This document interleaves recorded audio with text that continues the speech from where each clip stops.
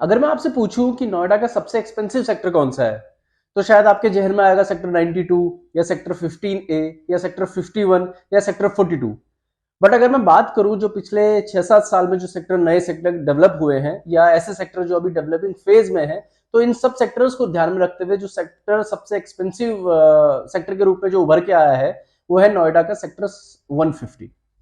अब ऐसी आखिर क्या बात है नोएडा के सेक्टर 150 में जो वो नोएडा का one of the most expensive sector बन के उभर के आया है, यही हम आज की वीडियो में डिस्कस करने वाले हैं। तो ये वीडियो आप अंत तक देखिए तो आपको ये समझ में आएगा कि क्यों सेक्टर 150 नोएडा का सबसे एक्सपेंसिव सेक्टर है।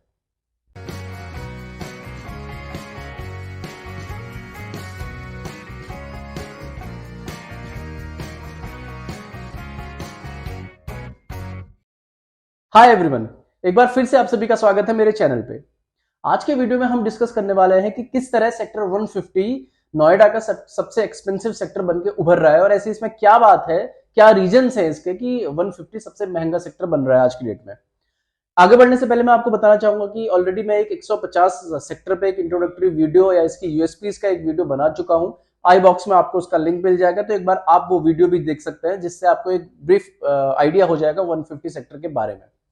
और आगे बढ़ने से पहले मैं जरूर रिक्वेस्ट करूंगा कि आप इस वीडियो को लाइक कर दीजिए और साथ ही साथ मेरे चैनल को सब्सक्राइब कर दीजिए सो दैट इस तरह के वीडियोस हैं या ये वीडियो पर्टिकुलर वीडियो ज्यादा से ज्यादा लोगों तक पहुंच पाए।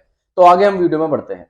अब बात यह आती है कि क्या सेक्टर 150 एक्चुअल में सबसे महंगा सेक्टर है। अगर ब्रीफली मैं इसको अगर बोलूं तो कंपेरेटिवली मुझे लगता है कि 150 महंगा सेक्टर है नोएडा के बाकी सेक्टर से।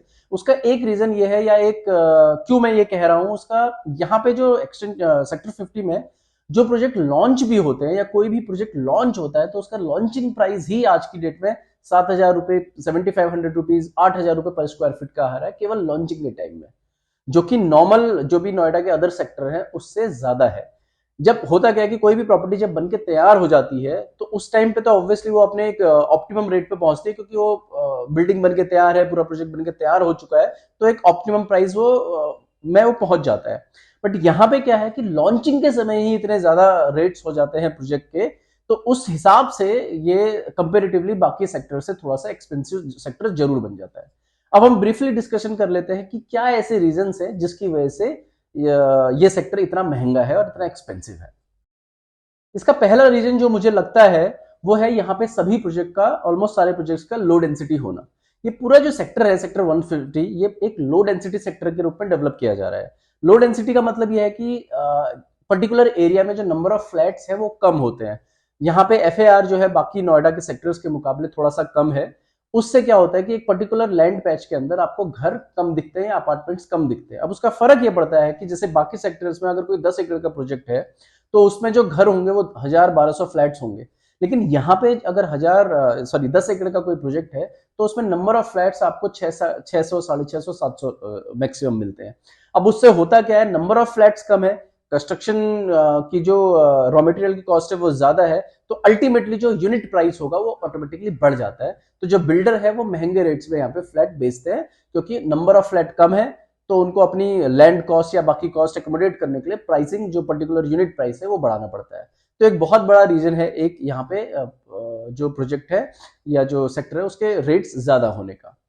इसके बाद एक बड़ी वजह है कि जितने भी सेक्टर 150 में जो भी मैक्सिमम प्रोजेक्ट्स हैं वो वेल रिनोन्ड डेवलपर्स के प्रोजेक्ट हैं, क्योंकि यहाँ पे जो लिमिटेड डेवलपर्स आए वो वर्ल्ड क्लास डेवलपर आए, पूरी इंडिया से अलग अलग डेवलपर्स यहाँ पे अपने प्रोजेक्ट लेके आ रहे हैं।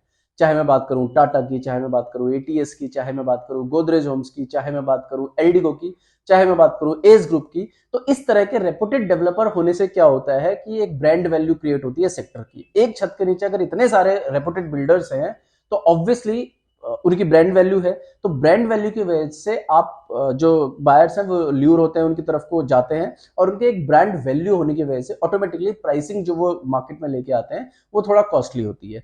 अब उसका रीजन कहीं है, ऑब्वियसली अगर मैं गोदरेज की बात करूं या टाटा ग्रुप की बात करूं, उनका बैकग्राउंड बहुत अच्छा है, बहुत सालों से मार्केट में है और क्वालिटी के लिए वो जाने जाते हैं, तो ऑब्वियसली उससे एसोसिएट जो प्राइस होती है वो आपको पे करनी होती है उनके प्रोडक्ट लेते समय। अब इस सेक्टर में कोई एक इस तरह के डेवलपर नहीं है, बल्कि मैक्सिमम डेवलपर इस तरह के रिनाउंड है, तो ऑटोमेटिकली जो प्राइसिंग आती है वो बढ़ जाती है ब्रांड वैल्यू की वजह से। इसके बाद जो एक बड़ा रीजन है हाई प्राइसेस का, वो है ये जो सेक्टर है 150, वो बेसिकली प्रपोज कर रहा है एक हाई क्वालिटी लिविंग स्टैंडर्ड। अब उसके लिए एक तो this is one of the greenest sector in Noida, क्योंकि ये ऑलरेडी 600 एकड़ का जो पूरा सेक्टर है उसमें 80% एरिया आपका ओपन है, तो आपकी ऑटोमेटिकली ग्रीनरी बढ़ जाती है। और दूसरा, ये पूरा sector as a sports city develop किया जा रहा है। स्पोर्ट्स सिटी का मतलब आपको घरों के साथ साथ डेवलपर्स को सारी स्पोर्ट्स एमिनिटीज भी इस पूरे सेक्टर में डेवलप करनी है, जो कि एक बहुत बड़ी शर्त है यहाँ पे प्रोजेक्ट्स लाने की। तो इस वजह से क्या है कि आपका स्टैंडर्ड ऑफ लिविंग ये बढ़ाता है सेक्टर, ये ऐसा एटलीस्ट प्रपोज करता है कि जो आपका लिविंग स्टैंडर्ड है वो बढ़ेगा। तो ऑब्वियसली अगर लिविंग स्टैंडर्ड आपका बढ़ रहा है, जिस तरह की स्पोर्ट्स एमिनिटीज आपको यहाँ पे मिलेंगी, तो उससे एसोसिएटेड कॉस्ट होती है, तो वो कॉस्ट भी आपके घर के कॉस्ट पे जुड़ती है, जिसकी वजह से हाई प्राइसिंग आपको पे करनी होती है अगर आपको सेक्टर 150 में कोई घर लेना है तो। अब ये कितना हो पाएगा, जो प्रपोज्ड स्पोर्ट्स एमिनिटीज है वो कितनी आ पाएंगी ग्राउंड पे, वो देखने वाली बात होगी। बट ये सब चीजें मेजर करते हैं डेवलपर प्रोजेक्ट में अपने प्रोजेक्ट बनाते समय, तो ऑब्वियसली इससे उसकी प्राइसिंग ऑटोमेटिकली बढ़ती है। और इन सब से इतर एक और बात है, जब 150 को लॉन्च किया गया, नॉर्मली जो एक्सटेंशन, या आपने नोएडा एक्सटेंशन का सुना होगा या सेंट्रल नोएडा का सुना होगा, ज्यादातर जगहों पे जो स्टार्ट हुए प्रोजेक्ट डेवलप होने या लॉन्चिंग हुई, तो अफोर्डेबल हाउसिंग की तरह वो सारे एरियाज डेवलप किए गए। लेकिन 150 को एक अलग ब्रांड की तरह लॉन्च किया गया। 150 को पहले दिन से ही एक लग्जरियस सेगमेंट या एक जो कहते हैं अपर क्लास सेगमेंट को ल्यूर करने के लिए इस सेक्टर को पूरा लॉन्च किया गया। तो इसको शुरुआत से ही इसके साथ जो ब्रांड एसोसिएटेड था वो था most luxurious sector in Noida. तो ये शुरुआत से ही ध्यान रखा गया इस चीज का कि इसे बाकी सेक्टर से अलग तरीके से प्रपोज किया जाए या अलग अलग तरीके से प्रोजेक्ट किया जाए। यही रीजन था कि इतने बड़े बड़े डेवलपर्स यहाँ पे आए और उन्होंने अपने प्रोजेक्ट्स लॉन्च किए। अब जो ये 150 ब्रांड क्रिएट किया गया पूरा, इसका भी बड़ा रीजन है, ये भी एक बहुत बड़ा रीजन है प्राइस हाइक में। क्योंकि ऑटोमेटिकली जब इसको क्रिएट किया गया, इस तरीके से प्रोजेक्ट किया गया, तो यहाँ पे फ्लैट्स की डिमांड भी ऑटोमेटिकली बढ़ने लगी और बायर्स आने लगे, जिसकी वजह से डिमांड सप्लाई की वजह से जो प्राइसेस हैं, यूनिट प्राइसेस, वो धीरे धीरे बढ़ने लगे। तो ये सारे रीजंस हैं, ये सारे फैक्टर्स हैं जो जिसने मिलके इस सेक्टर को सबसे एक्सपेंसिव सेक्टर की तरह मार्केट में प्रोजेक्ट किया, और ग्राउंड पे भी आपको ये प्राइसेस देखने को मिलते हैं। अब ओवरऑल ये कैसा डेवलप होगा सेक्टर, किस तरीके से जो आप प्राइस पे कर रहे हैं, क्या वो प्राइस वर्थ रहेगी, वो धीरे धीरे आने वाले 2-3 सालों में आपको धीरे धीरे पता चलेगा, या हमें भी पता चलेगा। अभी तक जो भी प्रोजेक्ट वहां पे डिलीवर हुए हैं, उनको देखते हुए लगता है कि जी हाँ, एक सेक्टर एक बढ़िया तरीके से उभर के सामने आ रहा है। तो ये था आज का वीडियो। आई होप ये वीडियो आपको पसंद आया होगा। अगर पसंद आया है तो इसे शेयर और लाइक जरूर कर दीजिए। साथ ही साथ एक बार फिर से रिक्वेस्ट है कि मेरे चैनल को सब्सक्राइब जरूर कर लीजिए, सो दैट इस तरह के वीडियोस आपको बार बार मिलते रहें और आप इस तरह के वीडियो से कुछ इन्फॉर्मेशन लेते रहें। तो नेक्स्ट वीडियो में आपसे फिर मुलाकात होगी, तब तक आप सभी अपना ख्याल रखिए। Thank you very much.